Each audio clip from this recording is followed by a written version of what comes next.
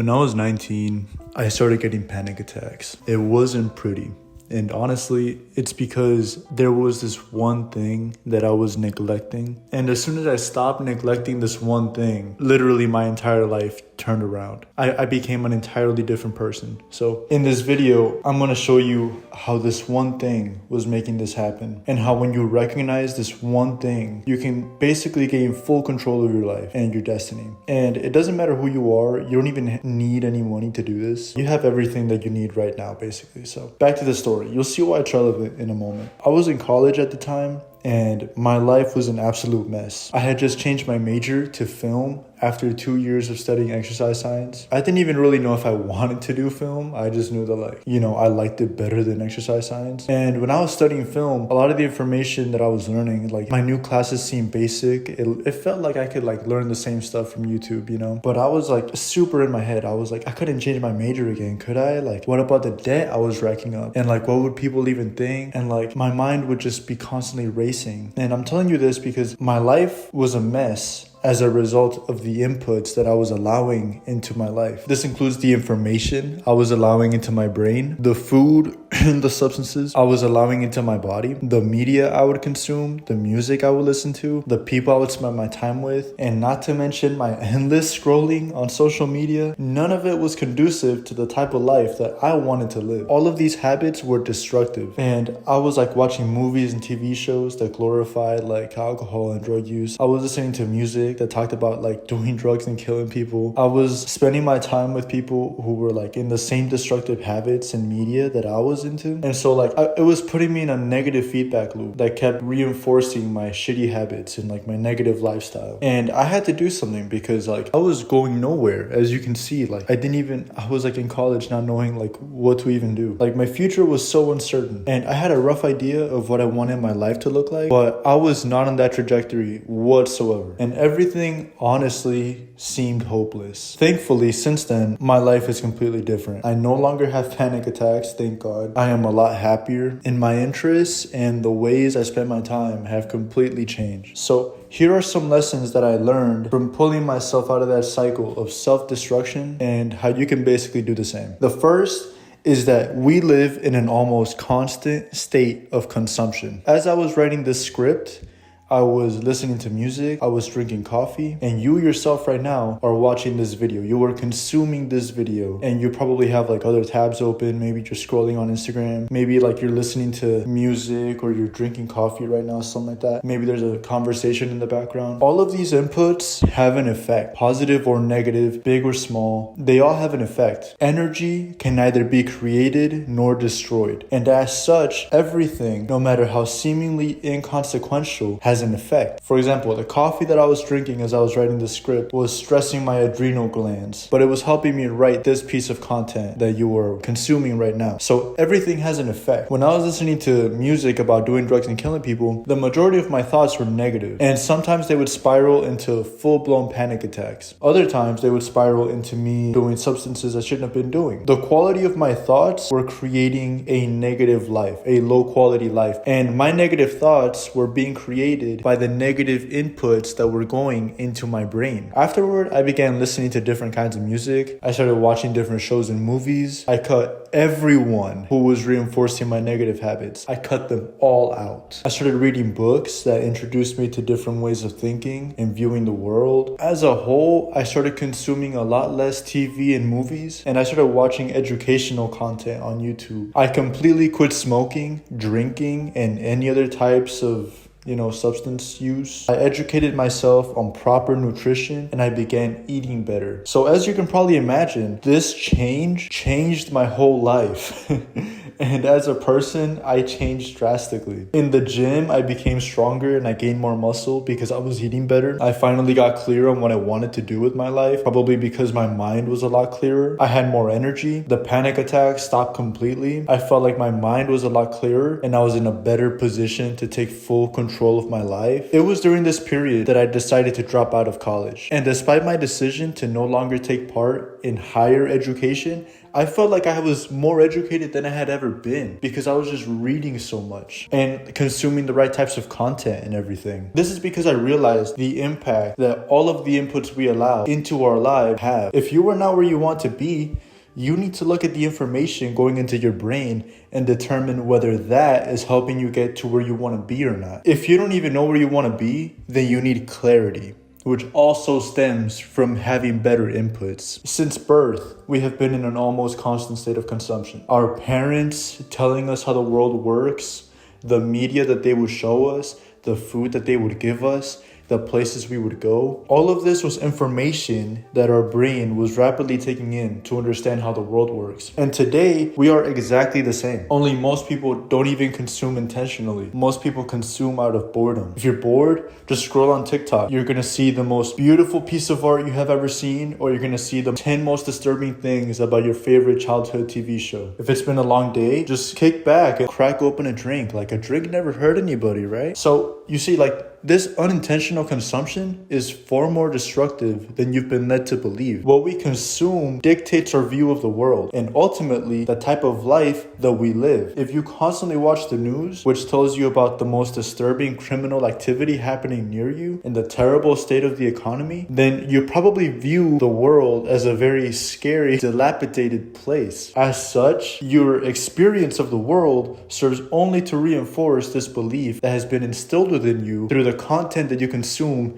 every day, little by little, making your life worse and worse. People appear to be mean, drama seems to follow you, anxiety is high. So this one habit of watching the news turns into like a very destructive outcome that you would not have expected, but just because it's such a bad input. So what would happen if you changed this one habit of watching the news? You'd have less anxiety. Your worldview would be based on your experience of the world, not just stories with the most shock value. And so with this one change, you can suddenly become a much happier person because your entire worldview can change. So what would happen if you made many of these changes? Like, the effect would be absolutely mind-blowing. So think about all of the different areas of your life where you are in a state of consumption and take inventory. Do you watch the news? Do you consume a lot of violent content? Who do you listen to? Our parents used to tell us that you are the average of the 5 people you spend the most time with. And not only is that true, now it can extend to you are the average of the content you most consume. Or even you are the average of your 5 favorite content creators. So as you take inventory of all of the different places where information is coming in, start with the people in your life. A toxic person or a group of people can do a lot more damage than any amount of social media content. Cutting out destructive vices becomes a lot easier when these people are not around. And all it takes is one person for you to either be on top of the world and happier than you've ever been, or stuck in survival mode at the lowest low of your life, battling anxiety. So cut out the toxic people. The main thing to look out for is what they talk about. Are they constantly throwing pity parties? Are they positive or negative people? Do they take what you have to say into consideration? Do they encourage you, or do they give you a list of reasons as to why you can't do things, why you can't do new things, why you can't change? Are they happy? All of these things can rub off on you, especially when you spend a lot of time with someone. The main question you should ask yourself is, do I want to be like this person? If the answer is no, then you should cut this person out of your life and set very clear and strong boundaries. Or at the very least, if you can't fully cut this person out of your life, say they're a part of your family, then heavily limit the amount of time that you spend with this person. Because the less influence they have on you,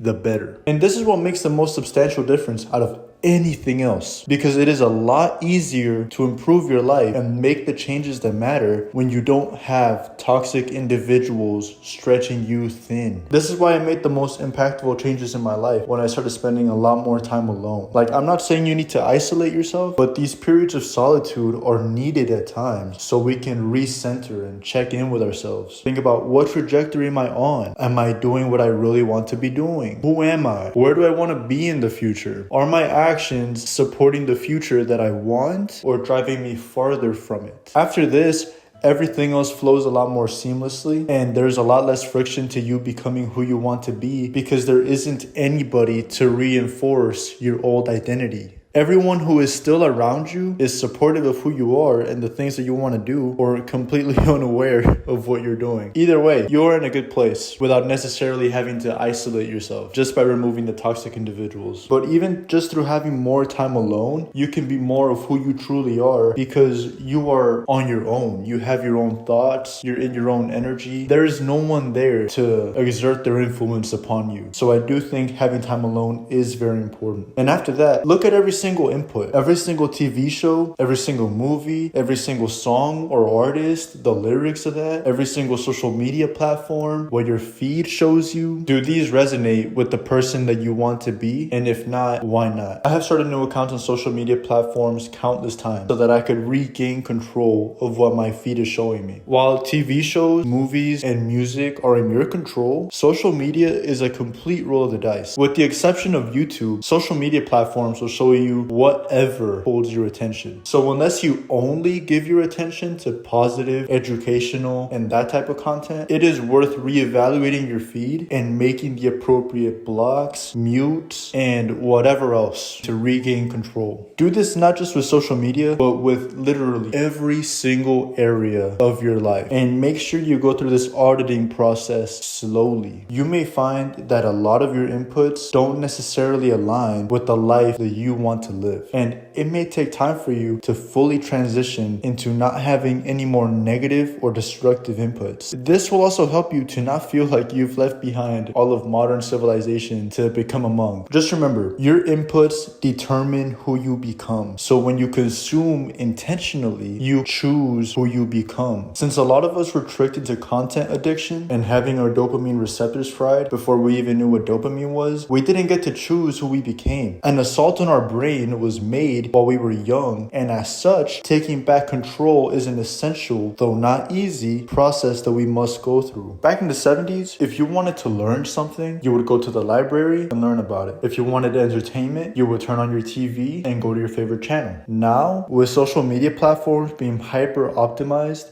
to hold attention, it is the equivalent of somebody standing in your house with a boombox yelling fun facts at you in your living room. But in this, there is a wildly positive aspect to all of this, which is that we literally have access to all of the information in the history of the world ever. Anything you could ever want to do, the answer is right there. If you want to write a book, the information on how to do so is right there.